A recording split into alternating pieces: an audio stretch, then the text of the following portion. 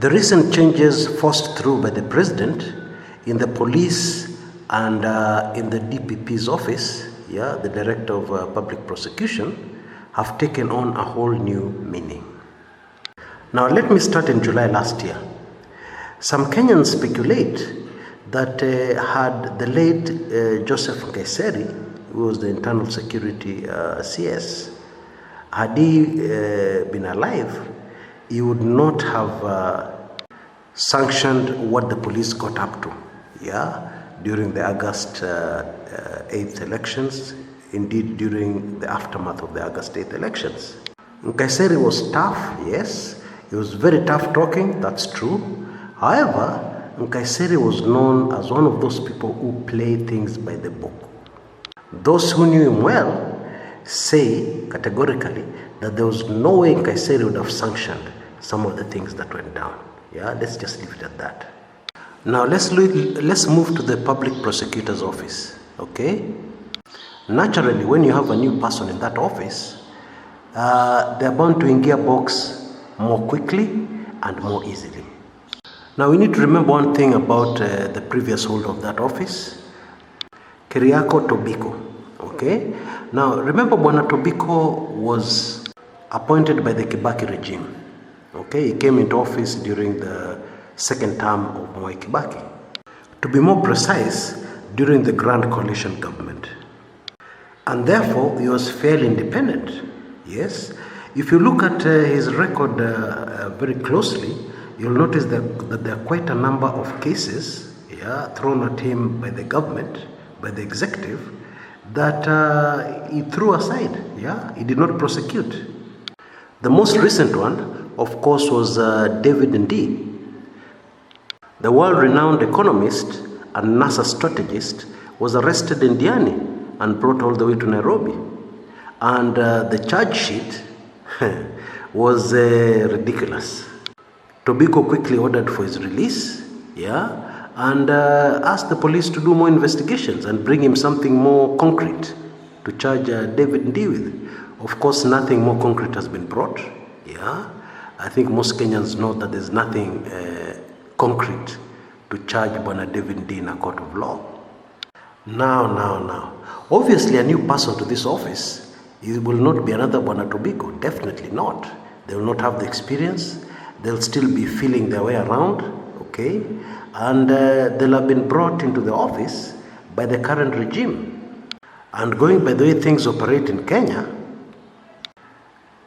chances are very high that this will be a yes man, especially when he gets requests, prosecutions thrown at him from the executive side.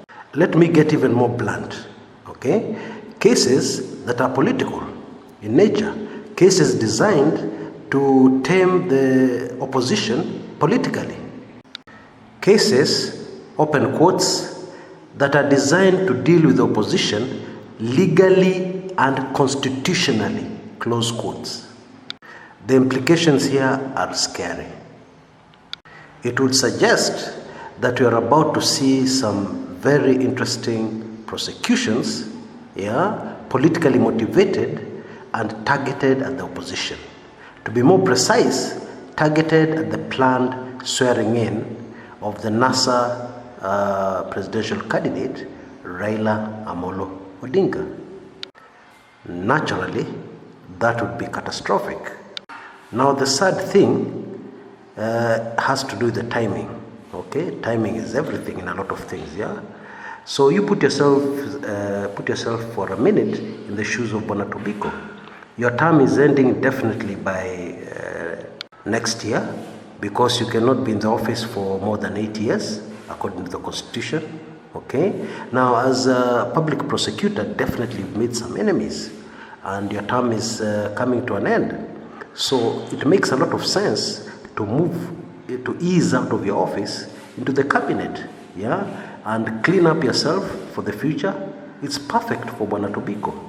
It's a perfect opportunity for him to sanitize himself for the future after that very, very messy office called public prosecutor. Yes, especially in a country like Kenya. But what does that mean for the rest of the country? In my view, that was not the right decision for Bwana Tobiko to make, to resign. Yes, if he had the interests of the country at heart. He knows where the country is. He knows what has been happening in his department as far as prosecutions are concerned. He knows a lot more than you and me. And therefore, this would have been the time for him to serve his country by remaining in office until the end of his term, because we are passing through a very, very stormy period where his experience would have been invaluable. But sadly, now he's out. It would appear that Bwana Tobiko was the main target in those changes made by the president.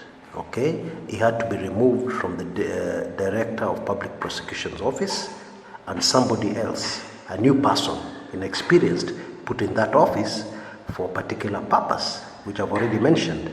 So far, it appears that the other changes in the police department were just a mere smokescreen to divert the attention of Kenyans from the real target.